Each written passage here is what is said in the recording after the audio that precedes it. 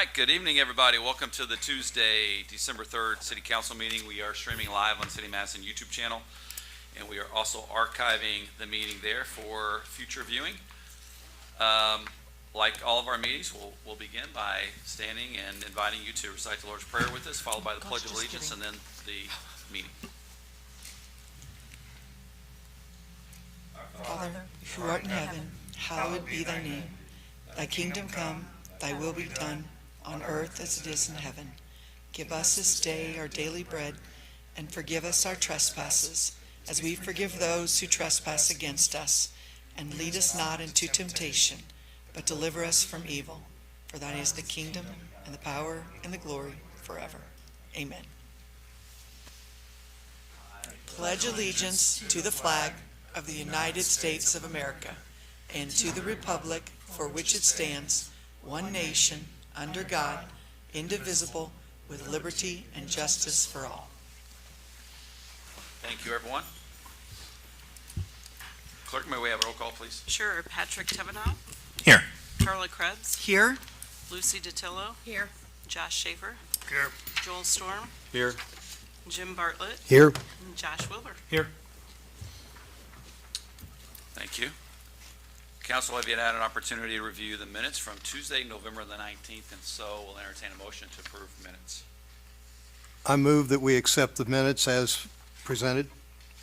Second. Any discussion? Hearing none, all in favor, please say aye. Aye. Any opposed? Thank you.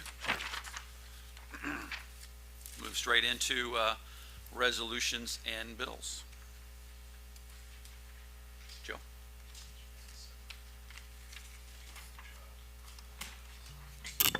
All right. This first one is resolution number 2024-11C.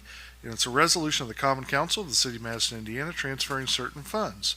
Whereas, as circumstances have developed since the 2024 annual budget adoption, it is now necessary to transfer certain funds among their original I don't have to do that anymore. Or, do we still read resolutions? You can read it by the title and a summary. That's right. So this is essentially The summary's on the agenda. this is just a transfer of funds for the MVH Fund, Police Education Fund, Economic Development Fund, and CCD Fund. I don't know if, Mindy, if you want to talk a little bit more about this, or? Yes. Did you read 12C? Is that what you read? Or 11C. Okay. My 11C is the general fund transfers. Oh, you were right, it is wrong on the agenda. So, resolution number 2024-11C is a resolution transferring certain funds, and that is from within the general fund, transferring within the general fund from BPW Electric, police officers to Category 1 personal services, and from professional to miscellaneous, and from the group HSA to legal purposes. Totaling $73,619.49.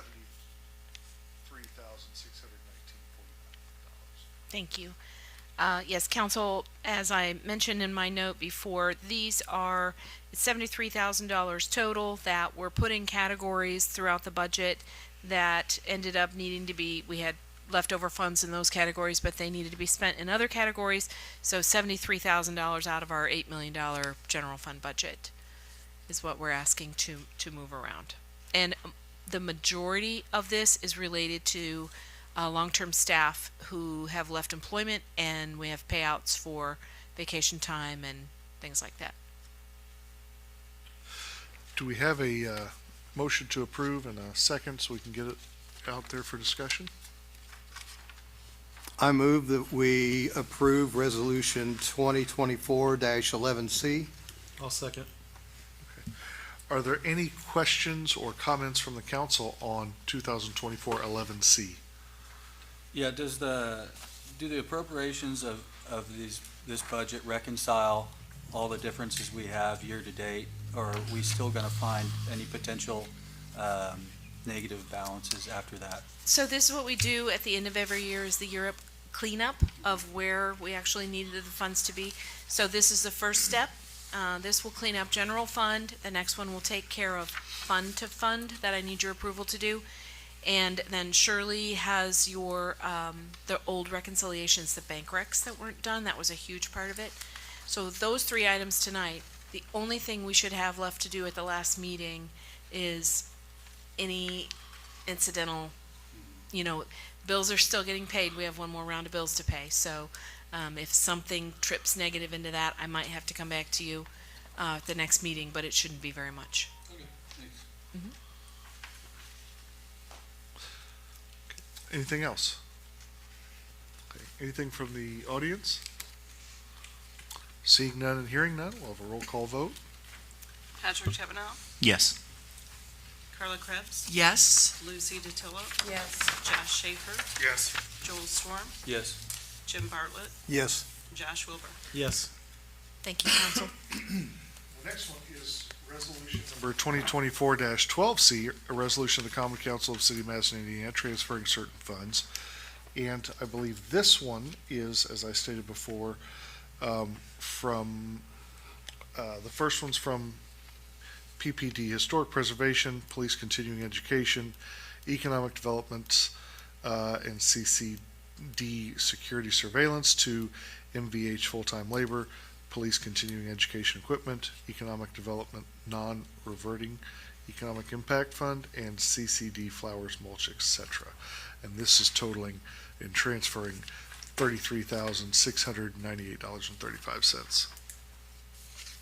Again, most of which is salary, the $20,000. We had actually Tony Sorrells, who retired and was paid out of the MVH fund, and so he had a bit of a payout after he retired. So that's what the majority of that is. The rest is just miscellaneous items that were spent, and I can't move them within categories, so they need to come from another place and into that fund. Can we get a motion in a second? I move we approve Resolution 2024-12C as presented. I second. Okay. Are there any questions or comments from the council? Anything from the audience? Seeing and hearing none, we will roll call vote. Patrick Chevanow, Yes. Carla Krebs, Yes? Lucy DeTillo, Yes. Josh Schaefer, Yes. Joel Storm, Yes. Jim Bartlett, Yes. and Josh Wilbur. Yes. Thank you. The next thing on the agenda is ordinance number 2024-16. And that's an ordinance of the Common Council of the City of Madison, Indiana, for additional appropriations. And I believe that you can see the funds that are being requested here on the back that's attached. And I don't know if Shirley, you want to talk Yes, about this? so I've included just a three-piece handout to each council member, just describing, we've got the legal notice is gonna hit the papers on Friday, and these transfers are primarily for the bank reconciliations from 22-23. So we had quite a few outstanding reconciliation items that needed to be done. There is one additional transfer that needs to be pulled out of the cash reserves for the CCMG project. That was a 23 project and then completed in 24, so that needs to be transferred as well. So we've included that as part of this, so we didn't have to re-advertise. So the procedure is monies that have fallen because of 22 and 23 bank recs, those items, and 23 work that was done but wasn't paid until 24, that should have been encumbered if we knew what the bill was. So a lot of times you don't know what the invoice is going to be until the work is complete. These 22 and 23 bank reconciliations, we had quite a few of them. I just want to give you just a little bit of pride. We had quite a few. We're down to 82 from 455 entries in 5 months' time. And the difference between those two numbers, just in bank zero, the difference between those two numbers, every single entry that we found, fixed, and taken off, and you see those numbers reflected here, has complete documentation for it, so we're ready for State Board of Accounts if they were to come up with any questions, which they have been on board with us cleaning this up. They've been with us the whole time. They started day one with me 5 months ago. So what I've given to you guys is a copy of the most recent fund report. And you, of course, got that in your email, I think probably last week, but this is as of 3/19 today. And what you see in there highlighted in yellow are the actual cash reserves. And you see on my Excel sheet, the section in green shows that amount, the dollar amount of that. So we're taking it, what you see on my Excel sheet in red matches what the legal notice is, just to kind of clarify it a little for you, so that you can actually see the legal notice that's going to be in the paper on Friday matches what we're asking to have transferred over, just to clear up some of those. We also have some that were, so those 82 we're still working on. Good news is, and I put it on the Excel sheet, good news is most all of those look like they're positive. So we're going to be in good shape. So, but we do have the option. We may have to do this again beginning of the year once we get those cleaned up. The next step, if when it's read at the next council meeting on the 17th, that will be the public hearing as well. We just have to have the ad in 10 days before the public hearing, which the ad will go on Friday. You guys have a copy of the ad, so you can see that it made the newspaper in time. That ad, once that's published, then 10 days later, we can have the public hearing, which will be on the 17th. So the December 17th meeting that we have should be, if you all approve this at that meeting, then I send it to DLGF and I send it with all the documentation, the reasons why we need to transfer the funds. Then DLGF within 10 days will respond back to us with approval. I'm saying that positively. They do have the option to deny, but we've got a really good paper trail showing why we need these funds transferred. Do you guys have any questions for me? So you said that once we get rid of these encumbrances, we pay them off, so to speak, the 1.06 million, it doesn't leave us in a deficit anywhere. No. Once we move all the general funds, everything will be balanced, we'll be good with the State Board of Accounts, and we do not have a deficit in funding. Well, we still have the 82 entries that we're working on, so yes and no's. And I put that in the narrative on the Excel sheet as well. So we still have 82 entries in Bank 0, and then the other bank that hits appropriated accounts is Bank 1, and we have 21 entries in that bank. So it takes us a little while to dig through from 2 years record keeping to make sure that these things are in there. So I don't see that it would be as high as what this is, but we still will have to do some sort of the same procedure. Right. So we go through DLGF. This will not put us in the negative, and I want to let all of you know that these transactions have already been completed, but for some reason they're showing up either in the bank and not on our book. Everything is cleared the bank. So we don't have any outstanding invoices for these. It's just a record-keeping issue. So it's really just us making sure we are in our office, money in, money out, and how do we document it? And there were 455 entries that we could not trace the documentation on. So that's pretty much what all our bank rec is about. Yeah, good, thank you. Any other questions or comments? On the fund information in the ordinance, I think you may have said this, but in the reconciliation part, are these just some of the accounts? Because it doesn't add up to the total number of the 424,506.49.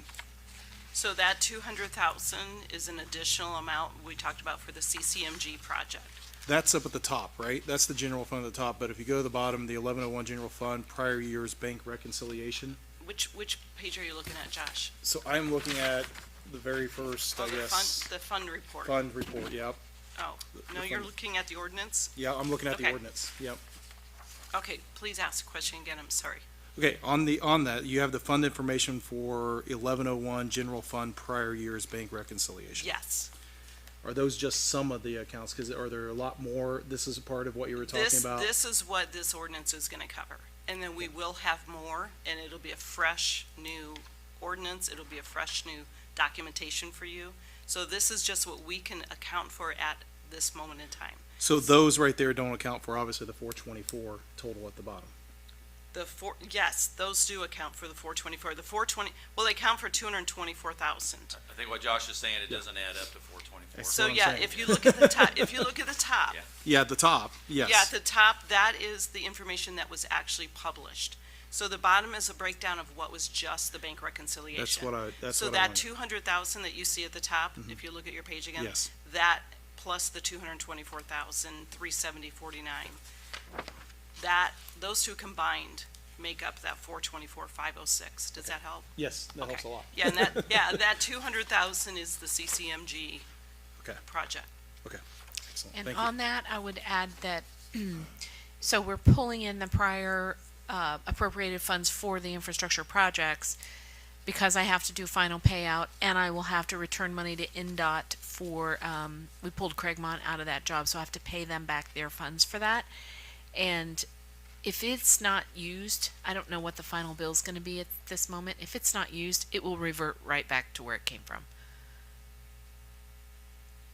Do you have any questions on what that means to revert back to where it came from? So if you look at your, I'm just gonna tell you really quickly because I know sometimes I struggle. There's a lot of plates spinning up here. So if you look at your fund report, the very front of the fund report, it'll say at the top, balance beginning of year. That money is money in addition to what was appropriated for the budget for '24. So this money floated back into the fund from 2023 funds that were budgeted, that were not spent, and potentially other places. So 2022, 21, those are your, what's considered your cash reserves. So those are monies that if we have to go and dip into those and pull them back out from 23 budget, because it was never spent because of bank reconciliation, those numbers can be pulled out, and that doesn't affect the 24 budget numbers. It's just additional funding that we have to go back in and do all of this procedure to be able to pull that money back into the appropriated lines, because it quote unquote is going into the appropriation lines, but it's not part of what 24 budget was. It was 23 money that fell back into that balance at the beginning of the year. Does that help? Okay. If you get confused, call me at any time. I emailed you all, my contact information, so anytime. Thank you. Yeah. Anything else? Any questions or comments from the audience? This will move on to its second and final reading at the last meeting. And the final ordinance that we have on the agenda is ordinance number 2024-17, an ordinance of the Common Council of the City of Madison, Indiana, amending the zoning map of the City of Madison, Indiana. And this is a unfavorable recommendation from the Plan Commission with regard to changing the zoning of 2317 Lanier Drive from general business to medium density residential R8. This application at the Plan Commission was made, and it was on the agenda, I believe, 3 separate meetings. The applicant never showed up. There were some issues with code enforcement at the property as well. And so after the last meeting in November, when the applicant, again, didn't show up, the Plan Commission voted unanimously for an unfavorable recommendation on this. Any other questions or comments on this? Okay. Seeing and hearing none, this will move on to its final reading at the next meeting. Thank you, Joe. Thank you, council. Council, are there any reports or recommendations of other business from the standing and select committees of council? I think you did announce, Lucy, at the last meeting, there would be a traffic committee meeting. Is that coming up? That is on Thursday, December 19th at 5:30 in council chambers. Thank you. Yep. Anything else, council? We have some guests here tonight. Dwayne May, who is a member of our Jefferson County Council, is here tonight. Dwayne, welcome to our meeting tonight. Glad you're here. We have a modest agenda, but important nonetheless, because it is, facilitating kind of the wind down of a very successful 2024. And I'd also like to introduce Todd Boone and Charlie Rolfing, who are here from Madison Music Movement, and they would like to address council in the mayor's office. So welcome, guys.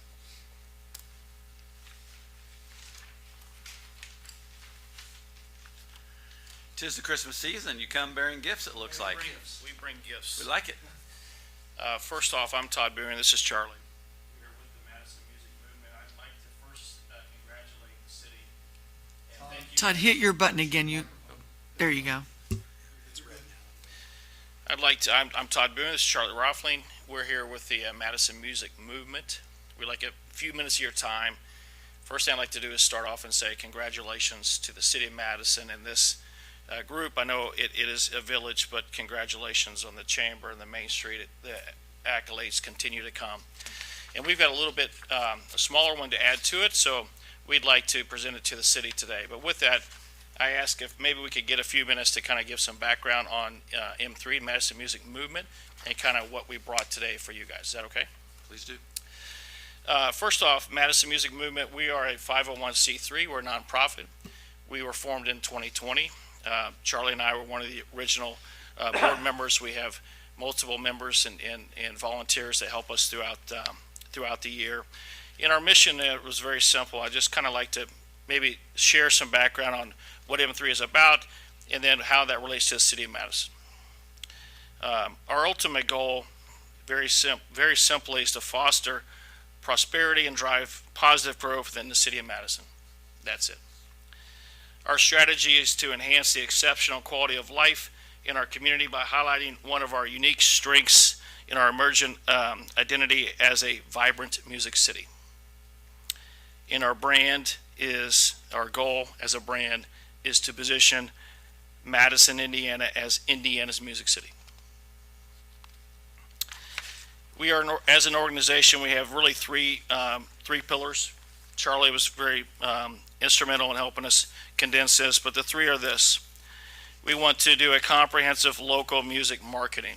Hopefully you guys have seen some of that and experienced it. We want to do a full set of infrastructure for music, which includes not only businesses, venues, it includes the schools in our community. And then we want to work on talent and artist development. If you've seen any of our shows, our local artists, I think you guys would agree that we outkick our coverage there as a group, and we want to continue to foster that and develop a bench for them. So this unified approach serves as what Jimmy Davis calls the rug that connects a room, bringing all aspects of the music in our community together. And that's it. Okay, so with the support of our volunteers, our board of directors, the local venues, the restaurants, Visit Madison, the Jefferson County Board of Tourism, the Community Foundation, the officials and the citizens of Madison, Indiana, we have been able to bring together what we considered already burning flames closer together, transforming them into individual sparks now into a blaze. Okay, I want to give one example and then we're going to get to the prize. Is anybody familiar with the arts? I know, Lucy, you probably are. There's an arts commissioner. Ours is Mark Maxwell. Anybody know who Mark is? Mark is out of Jeffersonville. He's with, you may have heard a band called the Crashers. So he was appointed by the governor this year. And Mark not only has ties to Louisville, he has 2 music stores in Kentucky, one in Jeffersonville. He knows Indianapolis, Cincinnati very well. Mark actually reached out to me and came into town. And I'm just using this as an example of that blaze that's starting to grow. And this is a city, not a city example, but a state example.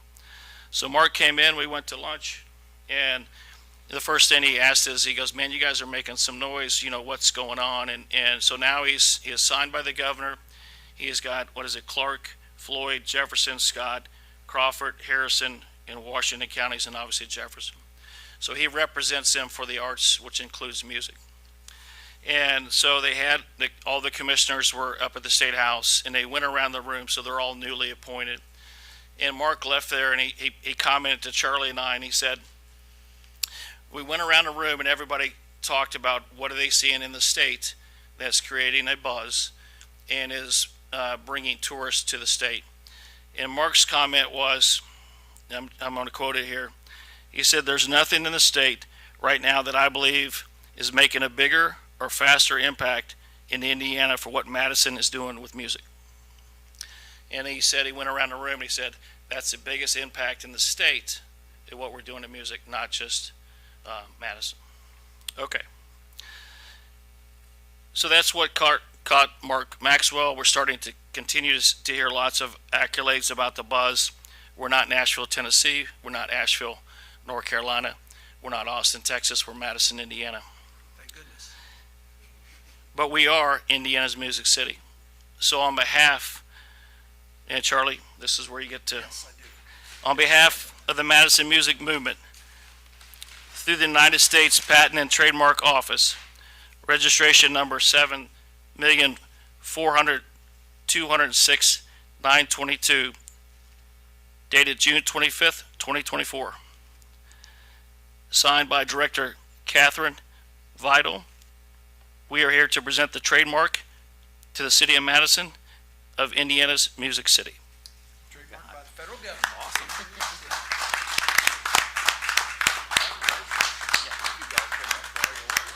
Let's take a quick picture right here. Is that okay with you guys? Right here.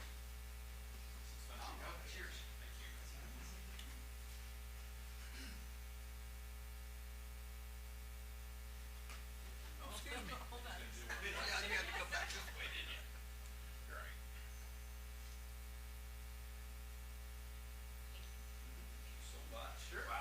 Thank you for the time, and again, we hope that you guys display that, add that to our accolades for the year.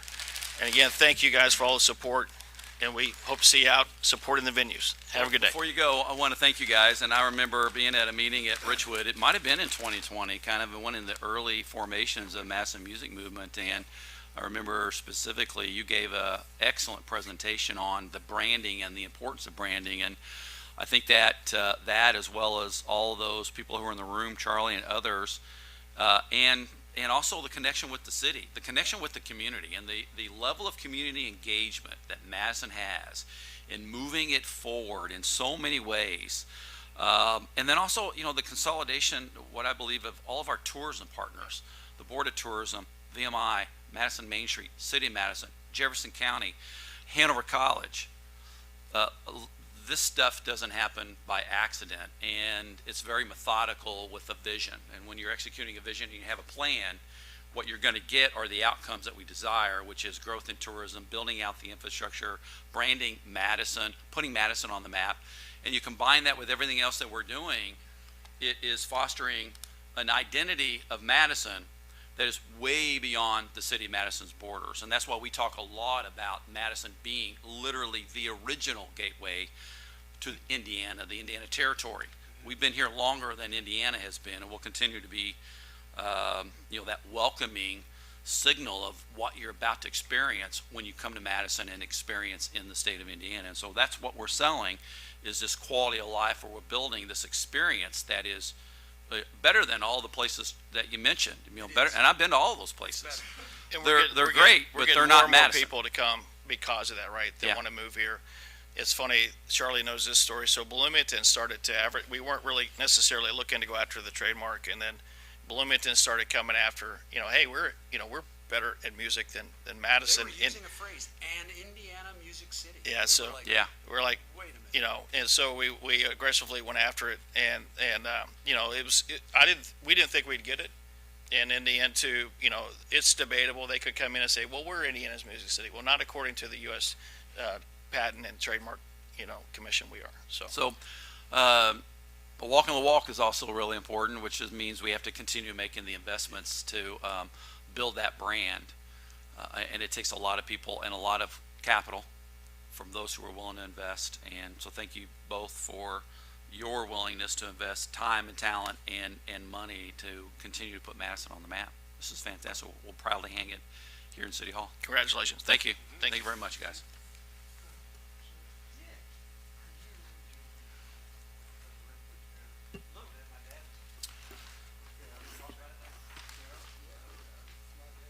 Dwayne, we're still kind of in before we wrap up. Is there anything you'd like to share with the community and all your fans out there in Facebook land? No, not at all. I'm just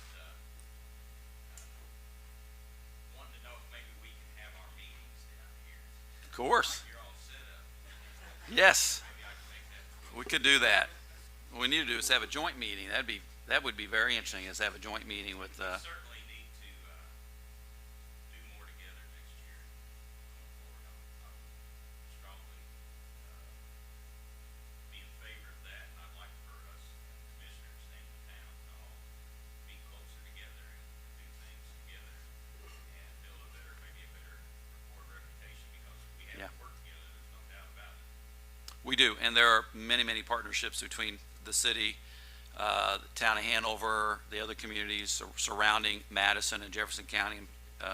We work together on a lot of things, and there's always more movement forward that we can make.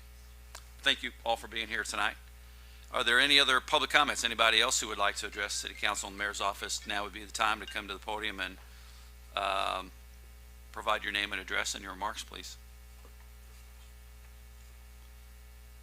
Carla, thank you for bringing a team down and decorating for Christmas today. Please give credit to my two decorating Yes. teammates, Lisa Ferguson and Sharon Michael, helped me. I wanted the tree up for our meeting tonight, so. Yes. We'll have one more meeting. Tonight's meeting, as you know, was kind of preparing for the wind down of what I consider extremely successful year. We talked about it a lot, but at the next meeting, which will be our last meeting of the year, December the 17th, we'll talk a little bit more about the year in review. We don't spend a whole lot of time looking in the rearview mirror, because we've always got our eyes pointed forward and executing plans and visions. But I want to thank Parks Department and our Street Department for a very successful rollout of the Light Up Mary Madison last week, and the home tour was excellent. If you haven't had a chance to be escorted around Indiana's Music City and the new Holly Jolly Trolley, my gosh, that's a mouthful. You should do that. That was a lot of fun. And it's even more fun when you just jump on the trolley and there's Lucy up there guiding it at a random time. It was very, very great. A few other things, just housekeeping wise. We'll have, like I said, one more meeting to wrap up the year, and then we'll be moving into 2025. At the next meeting, I will be presenting to council just an update on ARPA. This is something that we've been working, the American Rescue and Recovery Plan Act, I think it is. We've been working on it for years, and 2024 is a critical year because all of our funds have to be obligated, and they will be, but I'll give you an update on all the projects that we have leveraged with the $2.7 million we received about 4 years ago on the ARPA, which was a part of the COVID response. That's been long behind us, but I never want to relive those days. We do have the parade this Saturday. The Christmas parade will be Saturday morning. I think it's around 11 o'clock, so that's going to be fun. Always a great time. Continue with the home tour. We have about 12 to 15 board appointments that we'll be working on to fill some vacancies. Many of those will be reappointments, so we don't have to find a dozen new individuals to serve on or over 2 dozen committees. And I'll be attending a meeting with the Southern Indiana Regional Development Authority this Friday. We're continuing to work on the 2024 Ready 2.0, which is a grant funding program for our Destination Madison planning. We've also been executing that for about 3 years, and that's making great progress. And then lastly, I'll just mention in the last couple of weeks, we've had a good response with regard to some grants that we applied for. We applied for 3 NDOT safety grants. We did receive 2 of them, totaling around $800,000. That will, well, do you want to announce it, Deputy? Pretty sure you just did, Talk but about the safety grants and Clifty Drive, because we really all want to hear about Clifty Drive too, by yes, the way. yeah. You gotta So roll. safety grants. Thanks, Joe. One is for East End traffic calming that we're going to do. That NDOT gave us a permit to do in their footprint, so that we'll pay for that. And then the second is really greatly needed upgrades to 2 intersections on Main Street. So Main and Mulberry and Main and West, 2 of our busiest intersections for cars and people. And it will be new traffic signals, upgraded audible crosswalks, And then we will get new painted crosswalks as well, and so those intersections will be much safer for folks. The one that we did not receive was for West End traffic calming and sidewalks to connect to the new trail, but we will take another swing at that or find another way to fund it. So We'll continue to work on that plan, but those intersection improvements, it's been the same probably for over half a century, and it's time to really modernize our intersections and make them much safer, particularly as we're promoting a more walkable, livable community. We have much more pedestrian activity that's contributing to the vibrancy of our wonderful Main Street, but we also have to do it with an eye toward safety. Clifty Drive, I attended my first meeting with the NDOT and the contractors on that last week.